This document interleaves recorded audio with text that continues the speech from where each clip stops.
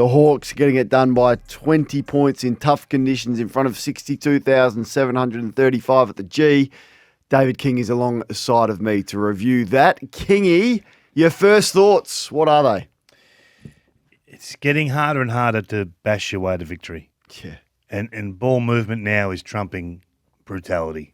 And the slower you are to that, the more you'll be in decline. I have a look at Carlton's lineup last night.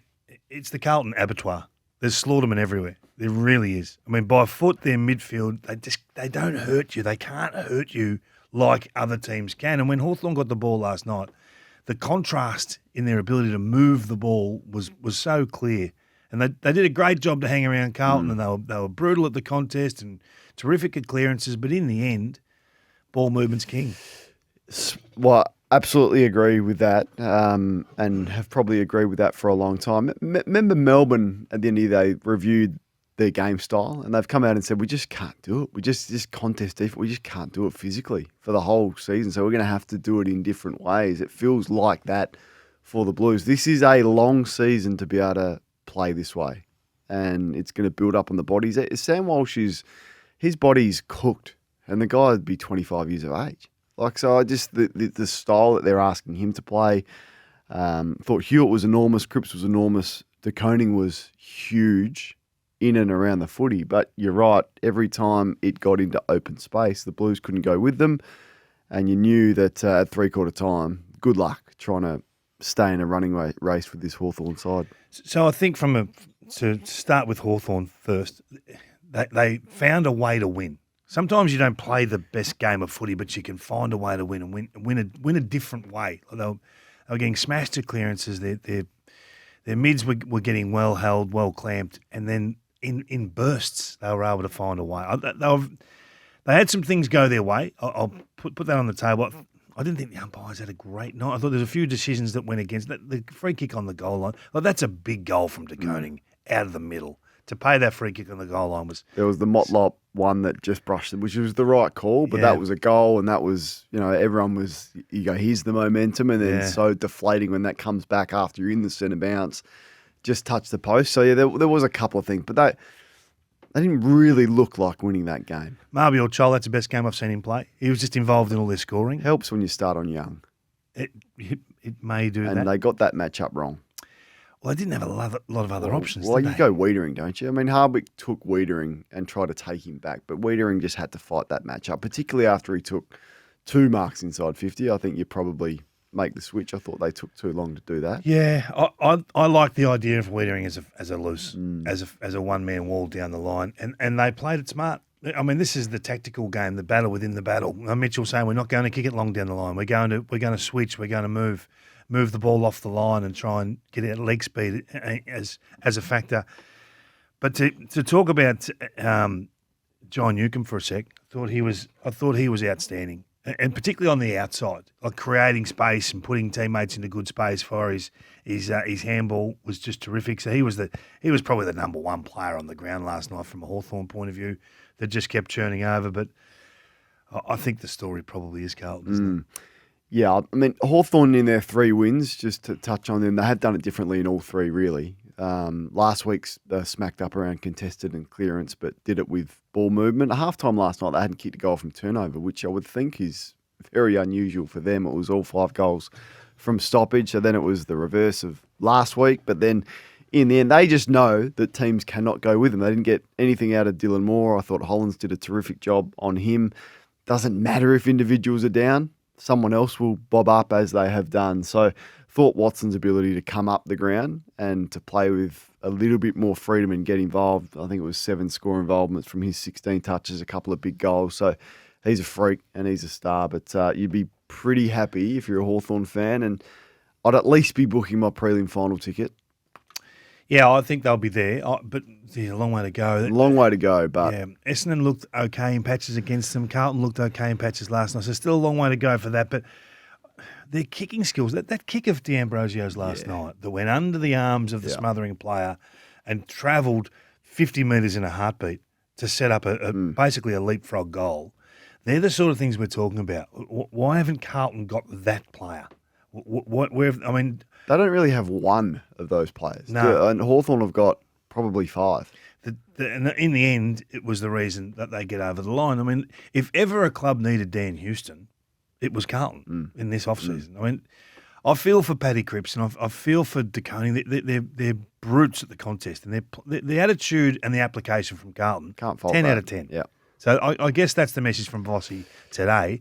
But I think they have to look at the way they play. They've also got to look at some areas, and Michael Voss will have to address that this week. When you have a player on the ground getting a rub down at quarter time, sucking on pickle juice, I don't know. But it's probably a sign that they're not ready to play. And I'm talking about Charlie Curnow, who played the worst game I've ever seen him play. You can't pick on Charlie. No, but you can pick on Voss for selecting Charlie, which is what I'm doing. Okay.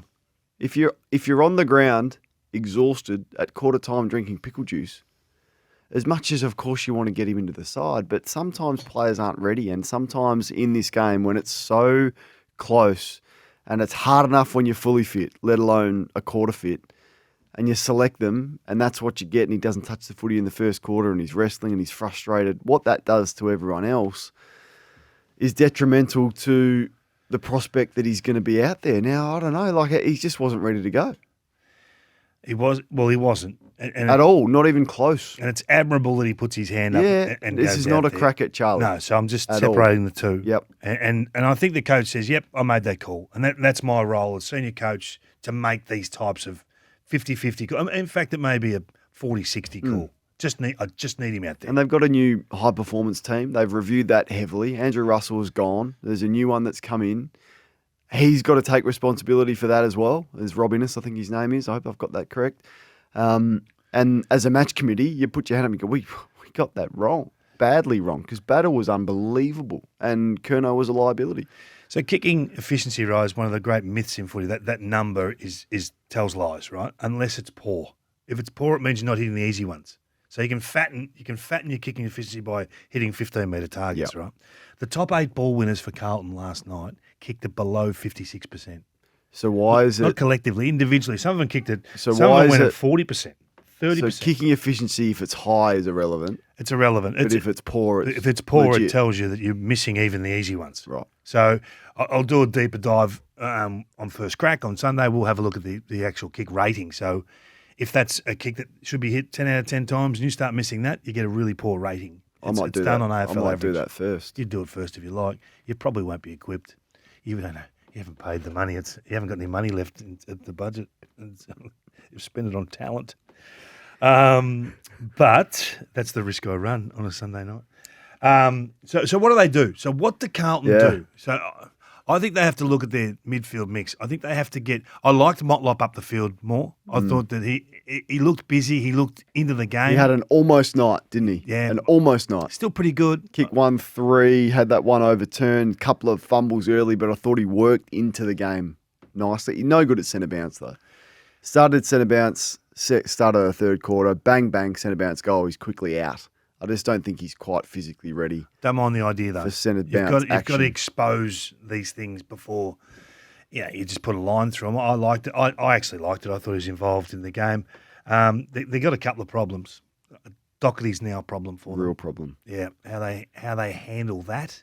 It's a couple of weeks now. There's been a few instances that make the review in a negative sense, and that message to your group. You know, you got to stand under a high ball every now and then, and you got to wear what comes. And if you have one bad moment, that's okay. You crave the next one. And if you fail the next one, then it's a real discussion.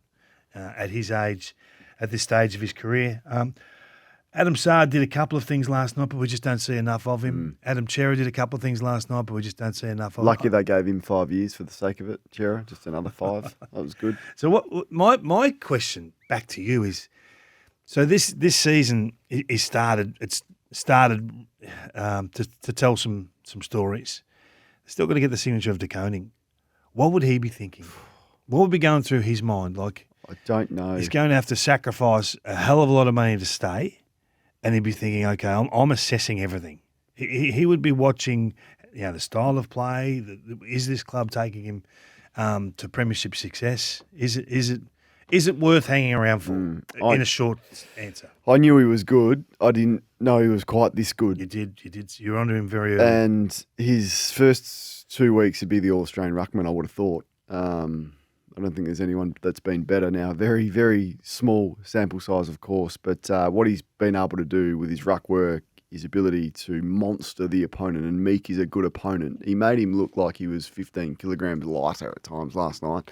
Just too athletic, wasn't he? Yeah, too athletic. And his involvement's led to scores as well. So it's a shame they left him on the bench for 9 minutes and they couldn't get him back on. Just rest him forward. Like, here's an idea. If you want your best players to be on the ground, he can play forward. Kerno couldn't touch it. There was no one else that looked dangerous. Send him forward to rest, and then it's easy to get him back on. So there was chaos on the bench with Michael Voss trying to get him back onto the ground in the last quarter. They just couldn't do it. So that was another thing that Vossi will need to address. What are you thinking? All of that, everything that you said. I can't stand seeing Cripps in the ruck. Where do you sit with the ruck? I cannot stand. It's making me so angry that you could put a 30-year-old player, star, your most valuable commodity, the 2-time Brownlow medalist who's carried this club on his back for 10 years, and ask him to play in the ruck. I cannot stand it. 18% ruck time last week. I don't know, would have been similar last night. And coaches are stubborn, and because they're stubborn and there's criticism of it, they double down. So it's just ridiculous. But their second ruck's an issue as well. Like, at times it was Hewitt into the ruck, and there was confusion when De Koning wasn't there, when they couldn't get him back onto the ground. So that's another one. I just want to play this from Michael Voss and ask the question off the back of this. But here's how he responded to a number of questions last night. Oh, well, I'm not going to go into details how long he stands out. I'll just let you go and investigate how long he spends off the ground. So it might be only, a minute or two difference, but not too much. I'll let you go do the work on that, though. Our commentary is always around Charlie being able to compete forward of the ball. I think it's up to you to decide what you want to value in Charlie. We'll get to have him over the course of the next few weeks to be able to build his game. But yeah, I'll let you decide which one you want to value. And clearly, obviously, we'd love to have both. I don't see the point of looking past what our review looks like.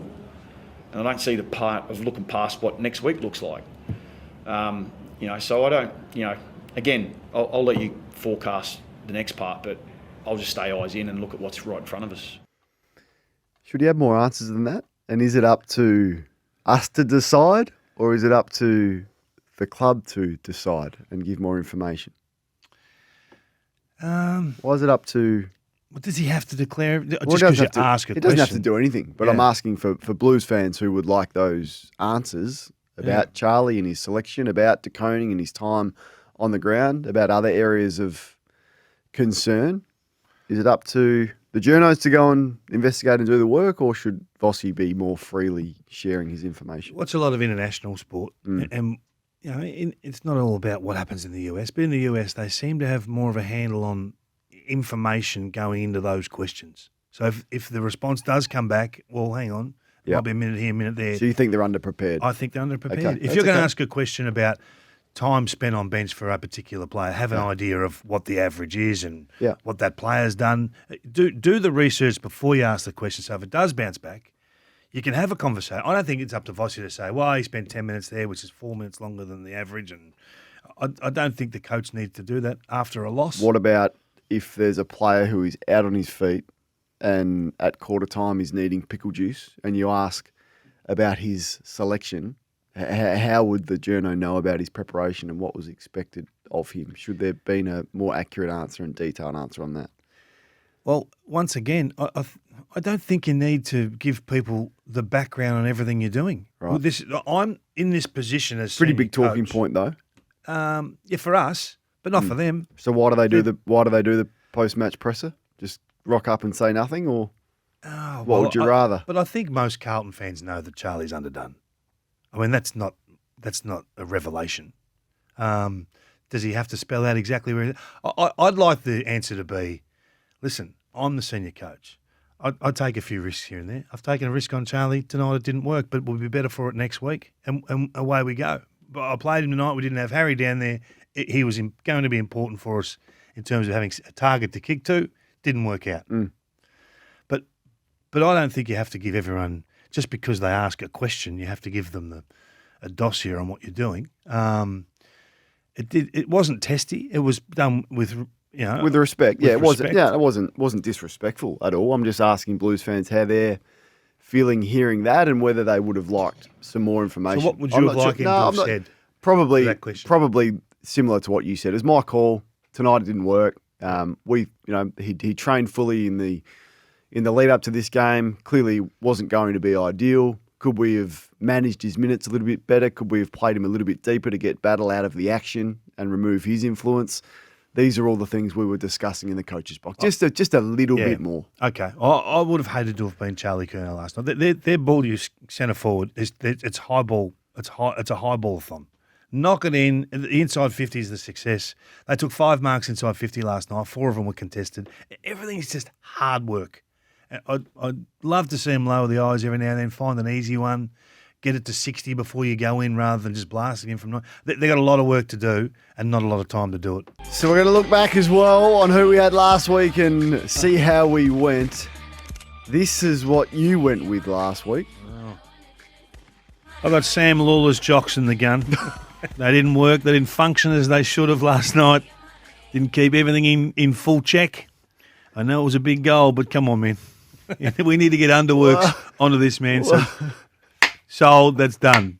I don't think he's going to have a problem getting a undergarment Oh, sponsor. I didn't know where An you were. undergarment sponsor. I didn't know.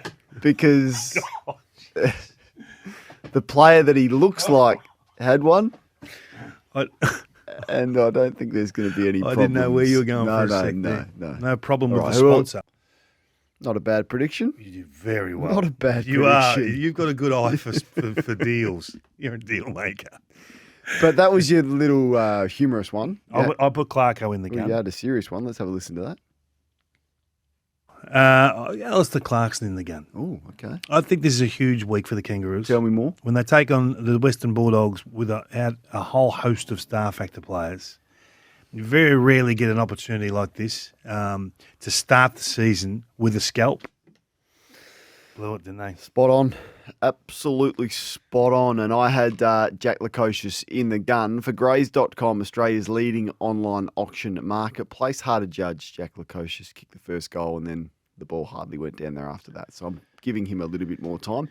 They're going to be a good watch this weekend, aren't they? Who have you got in the gun this week? Well, I'm putting the Essendon back 6 in the gun.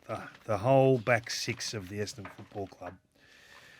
Just The whole of the back 6? Well, 17 goals the Hawks kicked last week, 16 marks inside 50. Ben Mackay looks constantly confused. Mm-hmm. Doesn't it look like he knows how to... It's looked like a 10-gamer at Yep. times. Zach Reid, he's a work in progress. He's better than what he's showing. He just appeared a little bit slow last week. Jackson Pryor, I reckon 70% of Supercoach teams had him subbed out midweek and have reversed their trades and got him back in. They thought he was out of the team. It looked like he was going to be on the chopping block. And Andrew McGrath's another one. I mean, I still don't know if Andrew McGrath's a good player, a very good player, an average He's not player, a very good player. an overrated He's not player. a very good player. He's 26. He's played 160 games now. At best, a good player. Yeah. And that's probably a stretch. So that I just want him to deliver, to actually play top level footy, because individually they've had some games. They've been, there's a reason they're there. So I just want to see them perform. Simple as that. They got a tough challenge this weekend. The Adelaide Crows moved the ball pretty well last week, and they've loaded up forward of centre. So let's see if they fire. And on that, my in the gun goes to the Adelaide coach, Matthew Nicks, for this comment that he made during the week. Well, I think if you dive into any of it, we've all got a job, right? They've got a job to have an opinion, that's all good. But when you dive into the detail, we all know what Tex brings to our side, and he's very, very important to us, and he's in my best 22 easily. That's the one that matters, yeah? So we'll revisit this. He's in Matthew Nicks' best 22 easily.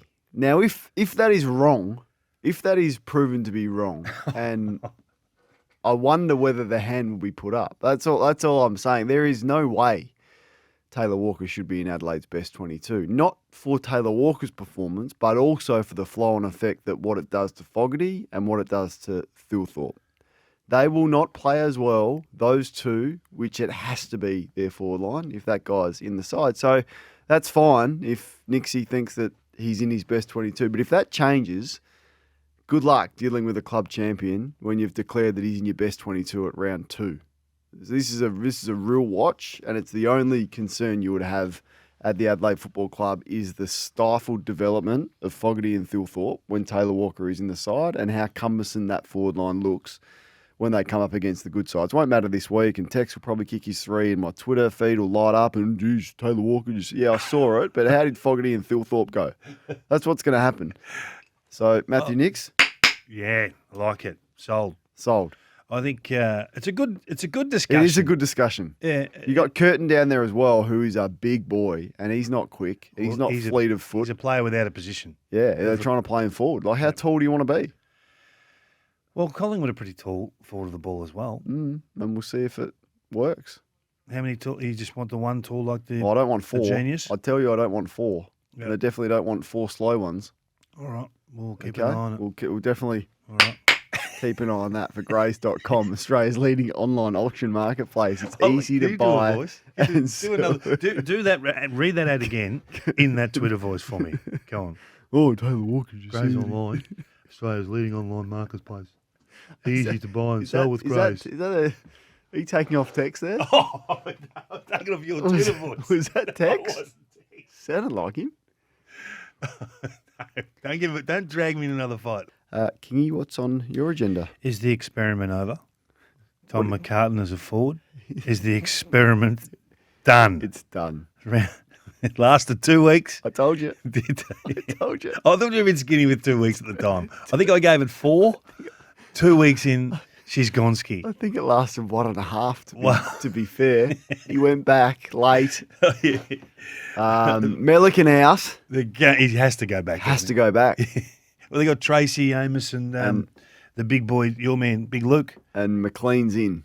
So I would think McLean plays forward, McCartan goes back to replace Melican is probably how it looks. Of course, squads at the moment. Ladham's in the squad. How do you see the game? Oh, this is the biggest game of the round. Because if Sydney drop this one, it doesn't get much easier for them. And Fremantle were deplorable, but they'll be a different proposition at home. They'll be a much better outfit, you would think. But, yeah, this is the most fascinating and interesting game in terms of the fallout for the loser, I would have thought. If it's good enough for Chris Scott to go after theirs, are Fremantle going to reverse that logic? Are they going to go after one of Sydney's? So I watched Bailey Smith run around last week and get 30 touches and play an uncontested game of footy and just slice them for 120 minutes. Is he going to tag Heaney? Is he going to tag Warner? Because if you don't, you're asking for trouble, aren't you? So he's got to take something off the opposition. It's got to be one of them. Yeah, I mean, because they are so reliant on those two. So we'll see how that plays out, and who's he got in his lineup to be able to do that. But yeah, the tactical battle for this one, because Sydney have been pretty good. Like their first 2 games have been pretty solid, and if not for a couple of things, they probably could be 2-0 if things had gone their way. They haven't. Think anyone will kick across goal for Sydney for about 6 months. No. 2 in a row they've had. Yeah. 2 stinkers. That's What do good you got on your boys as well. On my agenda is Brisbane aren't happy with you again. Oh, Couldn't believe it. I walked in on Tuesday night and word got back to me that Brisbane are furious with something you said on First Crack. Now, I hadn't seen First Crack, so I said, that's a lie. let me hear this. You're a number 1 viewer. So I played it and I was like, no, they couldn't be upset with that. But anyway, this is how it played out on the agenda setters on Tuesday night. I doubt we'll see him for at least a month. There's been a lot of commentary around Brandon, and Brisbane are deeply worried about him. I don't want to single out David King, but he was one who made comments along these lines. This is going to sound really harsh, but if I'm a West Australian club and I've got an offer on the table for him and he suffers another concussion like he did on the weekend, he's 3rd in 13 games, I'm ripping it off the table. Yep. I'm not investing significant portions of the salary cap in a player that may or may not be there for the long term. So is that being pragmatic, or as several leaders at Brisbane felt deeply insensitive. No, that's an accurate statement. When you are making business decisions Brisbane about are players, concerned about Brandon, they're concerned about his family, of they course felt are. it was insensitive. Of course they are, and that's Brisbane's job to be concerned. Kingy's job is about how do the football club deal with issues like that. That was phrased horribly, though, from Kingy. Yeah, but that's I think Brisbane it was. How would you have phrased it? I would have phrased it if you're going down the business point of view. He just said the way and the nature in which he went then was insensitive to how quickly that response had come from the injury. Are you surprised Brisbane are upset at that commentary? Oh, well, if they are, they can call. I don't know why Caro has to report that they're upset. That sort of amuses me a little bit. But, yeah, I understand their point. But I think the topic was the topic. Take Brandon's name out of it. The topic's the topic. I mean, we've all witnessed what's happened at Melbourne with the salary cap implications of having a player on your list that can no longer play through concussion. What would be the commentary if 6 weeks into a new contract that he signed, that a player, take his name out of it, has signed for 6 years for $6 million and he's gone 6 weeks in? No, you and I are completely aligned on this, and we will not always agree, clearly. But on this one, I 100% agree with you. Now, of course, it is Brisbane's job to care for the player, to care for his family, to put all the support around him. All of that goes without saying. But you're hardly going to sit there, and Starcevic would have been looking at a 5, 6, 7-year contract probably. Someone would have given him that. But you can't now. You just can't. And that's the concern for all clubs that are tied to players with this type of history, be it Tim English, be it Sam Taylor at the Giants, who has had a number of nasty concussions. They both have, and they've got 6, 7, 8 years to go on contracts. This is the risk that you weigh up. And if you are stuck with a player who is forced into retirement and there's 6 years left on a deal and you have to pay it out, what that does to your salary cap is a big issue. That's not to say we don't love Starcevic, care for him, exactly, to put his health and safety first and all of that. This is just the discussions that every club is going to have in the new era, where players, unfortunately, if you have 3 or 4 concussions, they're thinking about their long-term future, and rightly so. But the footy club's got to do the best business deals that they will have to do as well. And that discussion will happen in time. It's not for now, but no, I agree with what you said. Yeah, and they're probably disappointed with that being a conversation, that weekend of the incident. And I understand that. So maybe they've got a point, but they can ring. They can ring. Don't know if they need to, let's go and tell Caro so she can put on a show, or, I just don't understand that. Got a problem? Pick up the phone. All right, pick up the phone. Fags. No, not to Kingy. I'm not saying Fags. Don't start that. Fags will... Don't start that. You should break bread. Agenda item number 3. You should break bread with Fags. You don't need to worry about that stuff. Agenda item number 3. What is it? Coaches' votes. What's happened? Are coaches massaging some of the votes to keep their top liners in the award? Ooh, Have you ever thought of this? This is a good take, actually. So, Nick Dacos played well last week, right? Yeah. But he wasn't worthy of 5 votes. He was given 5 votes by one of the coaches last week. A full 5? Yeah, a full 5, I think. No. I think it was a full 5. I think you'll find. Could it not have been a 2 and a 3? I don't think it was. Because there is. I've never spent the time on working out which coach is given. Well, spend full the time. votes and, Spend the no, time. but I'm just not mathematically minded. I can't be stuffed spending half an hour trying to work out the breakdown of votes. Because if Houston, version of events that I got, if Houston wasn't, he got a 5 and a 4. See, if he wasn't a full 10, it's ridiculous. Well, he got a 5 and a 4. Right. So the 5 went somewhere else. Right. Yeah. So I'm just putting this on watch. I'm going to be watching this. Do you elevate, and maybe it's self-interest, do you elevate a guy that you know is going to be in the award deep? Do you elevate him? Hey, listen, we could give him a 2, but he's probably going to be in it. Well, let's give him a 4. Just putting it on watch. And what if a player has a huge a huge incentive, performance incentive to finish in a certain point in the coaches' votes? Yes. And the club might just go, hey, such and such is 19th. If he finishes top 20 in the coaches' votes, we're going to pay him $100,000. So maybe just not give him the votes. Can we keep an eye on it? Yeah, let's do that. Put Let's that on ball- our ballers, radar. ballers, you mathematical geniuses out there, even though it's not that much of a problem, let us know if something is suspicious. It's messages coming through that sort of agree with me here. Right. So put it on ball or watch. So if you're Ned Long or you're Nick Dacos, Nick might just get the votes if there's a... Let's have a little look. All right, let's let's just have a keep look. our eye on it. There was an incident at three-quarter time last night with arguably the most admired player in football, and that would be Sam Docherty, for everything he's been through and the resilience that he's shown. But it was a poor effort, and I was thinking to myself in that moment in commentary for Channel 7 last night, how am I going to address this in 2025? So I think BT said something like the ball took a long time to get to Docherty, and he sort of questioned his judgment. And I sort of said, well, he's just not ready. He's out of touch, and he was all at sea.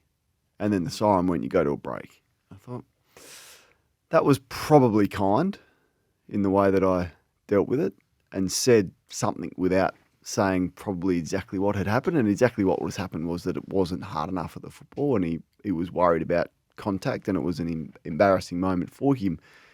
How should Carlton address that, if at all, in 2025, where it is frowned upon with everything that's gone on to question a player's courage?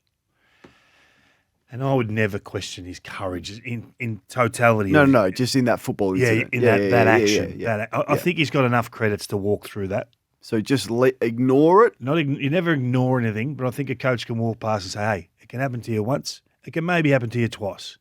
Can't happen a third time. Just a one-on-one conversation? Just a chat. The player knows. Yeah. We've all done it. I've done it. 100%. Nothing worse. Nothing worse than the slow-mo replay. Oh, it's the worst. It's the worst. And you're sitting there and you're squirming and you're going, it's coming. It's coming. Oh, that was bad. We used to have Tim Harrington used to run the video, the review, the room for improvements. Always went longer than the positives, but anyway.